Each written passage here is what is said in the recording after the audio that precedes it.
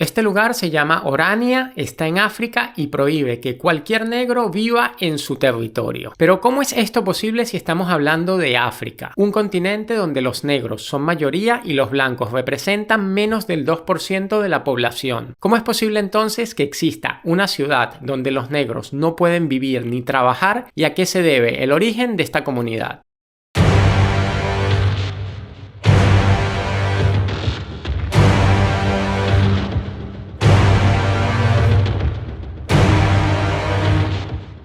Orania es una comunidad única ubicada en Sudáfrica que fue creada en 1991 y que ha sido objeto de numerosas controversias. Te hablo de un pequeño pueblo habitado por unas 3.000 personas en el que solamente pueden vivir blancos afrikaners. Un afrikaner es una persona de origen sudafricano que habla afrikaans y que generalmente tiene ascendencia europea, principalmente de los colonos holandeses, alemanes y franceses que se establecieron en Sudáfrica durante los siglos XVII y XVIII. Se le permite la entrada a los negros, pero solamente como visitantes, y no se les da permiso ni para trabajar ni para vivir dentro de Orania. Entonces, la pregunta que surge es: ¿por qué? ¿Por qué no quieren negros aquí? Pero para entender su origen tenemos que movernos un poco en el tiempo.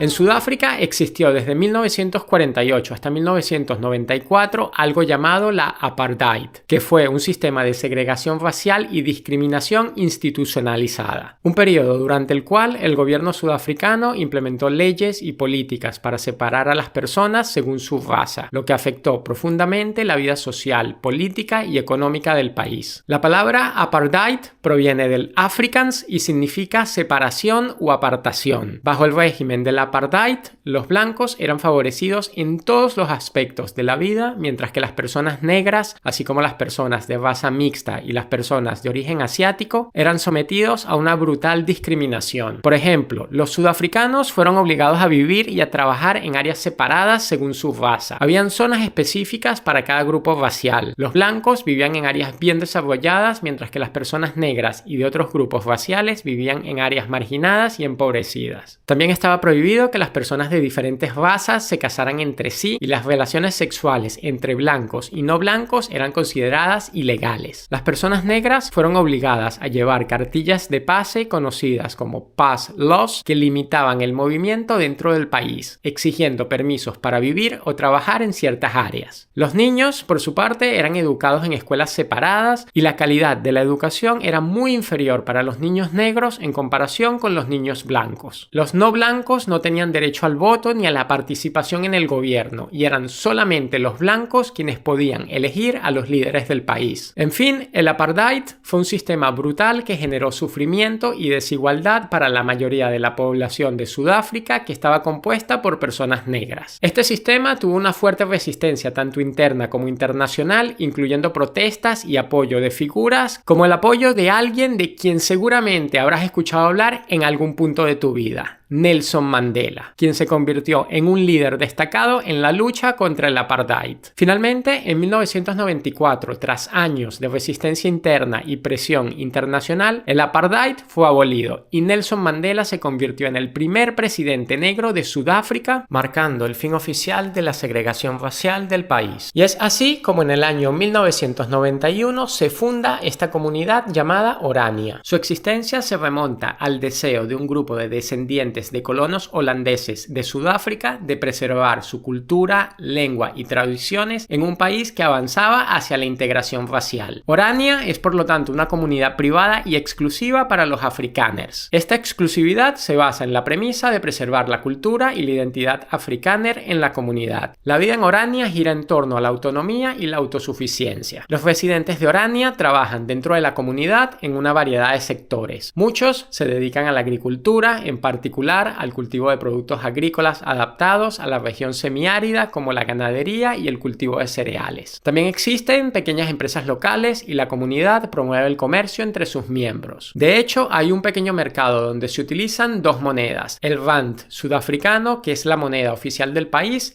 y el ora, una moneda local que simboliza el deseo de Orania de mantener una economía independiente. Las escuelas en Orania son gestionadas y operadas en Afrikaner, y la lengua y la historia de los Afrikaners son parte esencial del currículo. La educación en Orania está orientada a enseñar a los niños a mantenerse conectados con su herencia, preservando la cultura Afrikaner como un elemento fundamental. Por su parte, los empleos en Orania son ocupados por los propios habitantes y las empresas tienden a ser pequeñas y locales. Las actividades varían desde la construcción, la restauración de edificios antiguos hasta el comercio de productos agrícolas. Además, las personas que viven en Orania tienen una fuerte ética de trabajo orientada hacia la autosuficiencia. Sin embargo, un aspecto clave es que el empleo está restringido a los residentes afrikaners y en este sentido, Orania no es un lugar inclusivo para personas de otras razas o culturas. Solo los afrikaners pueden vivir y trabajar allí, lo que significa que si bien existen puestos de trabajo y empresas, estas están cerradas para los sudafricanos no afrikaners, lo que refuerza la idea de que Orania es una comunidad autónoma y cerrada dedicada a preservar su identidad. A pesar de su pequeño tamaño, Orania tiene una vida social activa. La comunidad organiza eventos culturales celebrando la lengua afrikaner, la historia de los primeros colonos y los valores que consideran fundamentales para su existencia.